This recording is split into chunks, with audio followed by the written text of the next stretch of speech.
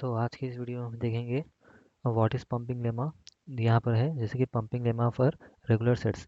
तो ये टीओसी का एक सबसे इम्पॉर्टेंट टॉपिक है। तो तो उससे पहले हम जान लेते हैं कि ये पंपिंग लेमा का क्या यूज़ है और इसको हम कहाँ पे यूज़ करते हैं। तो फिर जैसे कि हमारे कंप्यूटर्स में जैसे कि वो लिमिटेड मेमोरी रहता है।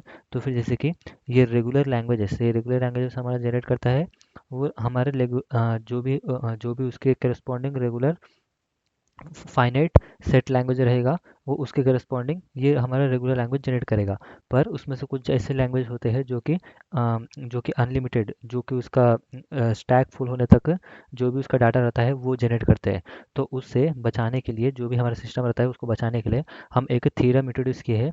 मतलब जो जो भी ये टीओसी में एक थ्योरम है, पंपिंग लेमा, जो कि हमें मदद करता है ये फाइंड आउट करने के लिए कि जो भी हमारा गिवन रेगुलर लैंग्वेज है वो रेगुलर लैंग्वेज है कि नहीं है। उसे फाइंड आउट करने के लिए हम ये वाला थ्योरम यूज़ करते हैं। तो ओके, तो अब इसका डेफिनेशन पर आते हैं कि इसका डेफिनेशन क्या बताता है। तो इसमें देख लेते हैं। Let's L is a regular language. Okay, यहाँ पर जैसे कि एल हमारा रेगुलर लैंग्वेज है, जो कि लैंग्वेज जैसे कि हमने पहले देखा था, जो भी हमारा मशीन होता है, मशीन का कॉन्फ़िगरेशन हम कुछ इस तरह से करते हैं। क्यू सिग्मा, इसमें डॉ, फिर क्यू नॉट एफ। तो ये जैसे कि ये हमारा मशीन का लैंग्वेज है, जो भी हमारा स्टेट के ऊपर काम करता है। ओके, तो फिर अभी सपोज जो भी हमारा लैंग्वेज ये जनरेट करेगा, जो भी हमारा लैंग्वेज बनेगा, वो लैंग्वेज में का एक छोटा सा हिस्सा लेता हूँ। सपोज मैं उसको एक्स कंसिडर करता हूँ, जो कि हमारे लैंग्वेज को बिलोंग करता हो। ओके, तो जो भी हमारा एक्स रहेगा वो लैंग्वेज को बिलोंग करेगा। ओके, तो जो भी हमारा लैंग्वेज को बिलोंग करने वाला एक्स रहेगा, वो एक्स का अगर मैं वेट निकालूंगा, तो उसका जो भी लेंथ रहेगा वो ग्रेटर देन इक्वल टू हमारा या तो ग्रेटर देन होना चाहिए, या तो इक्वल टू एन होना चाहिए। ओके, तो एन हमारा यहाँ पर क्या है ये हम बाद में जानेंगे। एन हमारा ये एक नंबर कंसिडर करेंगे इसको फाइंड आउट करने के लिए। तो इसको हम डिकम्पोजिट करेंगे। हम इसको थ्री डिफरेंट पार्ट में, जो कि हम इधर कंसिडर कर लेते हैं यू, वी एंड डब्ल्यू। तो यहाँ पर और जैसे कि इसको तीन पार्ट में डिवाइड करने के बाद यहाँ पर हमारे पास यहाँ पे ये तीन स्टेप्स है। अगर ये तीनों स्टेप्स को अगर हमारा जो जो भी पंपिंग लेमा है अगर सेटिस्फाई करता है, तो फिर जो भी हमारा रेगुलर लैंग्वेज रहेगा वो रेगुलर लैंग्वेज ही कहलाएगा। अगर अगर वो ये तीनों में से कोई भी एक स्टेप को भी अगर वो मिस करता है, मतलब वो सेटिस्फाई नहीं करता है, तो फिर वो नॉट अ रेगुलर लैंग्वेज कहलाएगा। तो फिर हमें जो भी ये हमारा ये पंपिंग लेमा है, पंपिंग लेमा में हमें ये चीज़ ध्यान रखना है। जो भी हमारा जैसे कि सपोज लैंग्वेज आएगा, वो लैंग्वेज को जब हम उस पर पंपिंग लेमा अगर हम उस पर पंपिंग लेमा अप्लाई करते हैं, अगर वो अगर वो सेटिस्फाई नहीं करता है, अगर वो नेगेटिव आता है, तो फिर उसका चांस है कि उसे उसे हम सीधा कह सकते हैं कि वो नॉट रेगुलर, मतलब वो रेगुलर लैंग्वेज नहीं है। हम उसको सीधा उसको कमिट कर सकते हैं। लेकिन अगर वो सेटिस्फाई कर जाता है, ये जितने भी सारे स्टेप्स है, अगर वो सब सारे स्टेप्स को सेटिस्फाई कर जाता है, तो फिर यहाँ पर यहाँ पर अनडिसाइडेबिलिटी हो जाता है। मतलब हम उसको डिसाइड नहीं कर सकते। जो भी पास कर लेगा वो रेगुलर है या फिर रेगुलर नहीं है, हम उसको नहीं बोल सकते। वो रेगुलर भी हो सकता है, नॉट रेगुलर भी हो सकता है। ओके,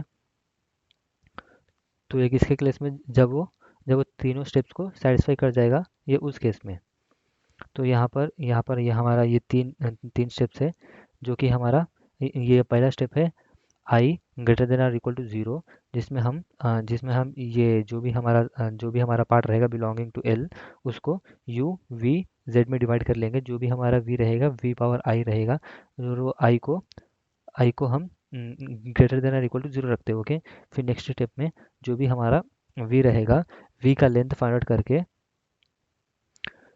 इसका ग्रेटर देन इक्वल टू, ये यहाँ पर वन रहेगा, उसका ग्रेटर देन और इक्वल टू वन रहेगा। फिर उसके बाद इस स्टेप के बाद फिर बाद में आते हैं मॉड ऑफ यू वी। अगर ये less than and equal to n रहेगा, तो यहाँ पर ये वाला एन, जैसे कि ये प्रीवियसली बोला था, यहाँ पर मॉड ऑफ एक्स के साथ जो यहाँ पर एन कंसिडर करेंगे, उस वाले एन के साथ अगर इसको भी सेटिस्फाई कर जाता है, तब इस वाले में जाएगा अनडिसाइडेबिलिटी में। अगर इसमें से कोई भी मिस कर देगा, तो ये नॉट रेगुलर लैंग्वेज में ही रहेगा। तो फिर यहाँ पर एक एग्जांपल प्रॉब्लम देख लेते हैं। तो फिर यहाँ पर जैसे कि एक लैंग्वेज दिया हुआ है, लैंग्वेज जहाँ पर A power N and B power N, जहाँ पर हमारा एन है 2n इक्वल टू एम। मतलब अभी सपोज मैं यहाँ पर एन का वैल्यू में अगर मैं एन का वैल्यू वन कंसिडर करता हूँ, तो अगर n 1 रहेगा तो इसके करस्पॉन्डिंग जो भी हमारा बनेगा n इक्वल टू 1, तो यहाँ पर 1 डालूंगा तो m का वैल्यू हमारा 2 होएगा। ओके, तो जो भी हमारा लैंग्वेज बनेगा, लैंग्वेज इस तरह से बनेगा, a n मतलब 1, फिर उसके बाद में b पावर 2। अगर वही मैं यहाँ पर n का वैल्यू सपोज 2 कंसिडर करता हूँ, तो फिर यहाँ पर हमारा m का वैल्यू हो जाएगा 4। ओके, तो फिर बस जैसे कि ये सिंपल सा लॉजिक है, जो भी हमारा b का ऊपर का पावर रहेगा वो हमारे a के पावर से डबल रहेगा। तो यहाँ पर ये आने का चांस है, फिर यहाँ पर ये भी आने का चांस है। तो ओके, तो फिर सपोज मैं इसमें से इसको एक्स्ट्रा कंसिडर करता हूँ, तो फिर जैसे कि यहाँ पर दिया है x हमारा बिलोंग्स टू l होना चाहिए। ओके, तो ये जो भी हमारा x रहेगा ये बिलोंग्स टू l। ओके, ये हमारे लैंग्वेज को बिलोंग करता है। a power 2 plus b power 4 belongs to l। Okay, ये बिलोंग टू l करता है। फिर उसके बाद हम इसको जैसे कि थोड़ा सा एक्सपेंड कर लेंगे, जो कि a पावर 2, फिर हमें b जो कि b पावर 4 हो जाएगा। ओके, तो फिर अब इसमें से हम u v w में इसको डिवाइड करेंगे। तो इसको मैं कंसिडर करता हूँ u, फिर इसको कंसिडर करता हूँ मैं v, फिर इसको कंसिडर करता हूँ मैं w। इसको मैं कोई भी पार्ट्स में डिवाइड कर सकता हूँ। अभी सपोज मैं सिर्फ खाली एक सिंगल a को ही u में कंसिडर कर सकता हूँ, फिर बाद में मतलब इसको किसी भी तरह से कंसिडर कर सकता हूँ। तो ये u v w हो गया।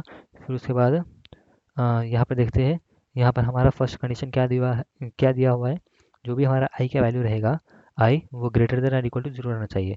ग्रेटर देन और इक्वल टू 0 मतलब जो भी हमारा वैल्यू रहेगा वो पॉजिटिव रहना चाहिए।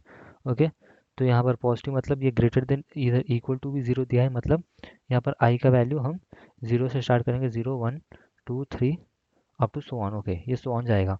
तो यहाँ पर यू वी एंड एक्स पे ये आई का वैल्यू जब डिफर करेगा तो उस पर हर जो भी स्ट्रिंग ऑपरेंड होएगा वो हमारे बिलोंगिंग टू एल होना चाहिए। ओके, तो यहाँ पर हम देख लेते हैं।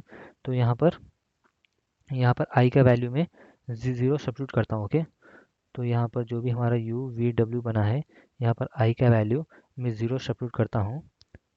आई का वैल्यू ज़ीरो सब्स्टिट्यूट करने पर हमें क्या आएगा, इसका आउटपुट ए 0 मतलब 1, जो कि कुछ आएगा नहीं, फिर बी। तो फिर यहाँ पर हम चेक करेंगे जो भी ये हमारा स्ट्रिंग जो भी हमारा स्ट्रिंग फॉर्म हुआ है, क्या वो बिलोंगिंग टू एल है। इसके करस्पॉन्डिंग जो भी हमारा ये फॉर्म होएगा वो बिलोंगिंग टू क्या एल है। तो फिर अब देख लेते हैं ए बी बी। तो जो भी ए बी बी है, तो यहाँ पर ये लैंग्वेज को सेटिस्फाई नहीं कर रहा है। तो फिर जैसे कि सेटिस्फाई नहीं कर रहा है, तो फिर एक क्लियर शॉट है कि ये हमारा नॉट रेगुलर लैंग्वेज है। मतलब जो भी हमारा ये स्ट्रिंग बना है with corresponding to this language, ये लैंग्वेज हमारा नॉट रेगुलर है, मतलब ये रेगुलर फॉर्म नहीं है। तो मतलब तो फिर इसी का यूज़ होता है, ये हमारा पंपिंग लेमा का। जो भी हमारा करस्पॉन्डिंग लैंग्वेज रहेगा वो लैंग्वेज रेगुलर है या नहीं है उसको फाइंड आउट करने के लिए। नहीं, अगर वो नहीं रहेगा तो सिर्फ खाली वो फाइंड आउट करने के लिए हम पंपिंग लेमा यूज़ करते हैं। तो यहाँ पर इसका पंपिंग लेमा नाम क्यों आया, पंपिंग लेमा नाम इसलिए आया क्योंकि जो भी हमारे यहाँ पर यू वी डब्ल्यू है, यू वी डब्ल्यू, तो यहाँ पर आई का वैल्यू हम यहाँ पर पंप कर रहे हैं। अभी सपोज यहाँ पर आई का वैल्यू 0 है, 1 है, 2 है, 3 है। अब ये 0 पे अगर सेटिस्फाई कर लिया तो फिर मैं और 2-3 वैल्यू पे टेस्ट करता था, 1 पे, 2 पे, 3 पे। तो अगर वो उसमें से किसी ना किसी वैल्यू पे वो वो सपोर्ट नहीं करता था, तो फिर हम उसको जैसे कि उसको क्लियरली बता सकते थे कि जो भी हमारा लैंग्वेज है वो that language is not a regular language कहकर हम उसको बाद में बता सकते थे। तो उसी का मतलब है ये पंपिंग लेमा, यहाँ पर हम सिर्फ अपने आई के वैल्यू को पंप कर रहे हैं। तो इस तरह से हमने बाय यूजिंग पंपिंग लेमा यहाँ पर प्रूफ किया कि जो भी हमारा ये सर्टेन लैंग्वेज है, ये लैंग्वेज हमारा नॉट रेगुलर फॉर्म में है। तो अगर ये वीडियो थोड़ा भी इंफॉर्मेटिव लगा तो प्लीज़ मेरे चैनल को सब्सक्राइब करो, थोड़ा सा हेल्प हो जाएगा। And thanks for watching.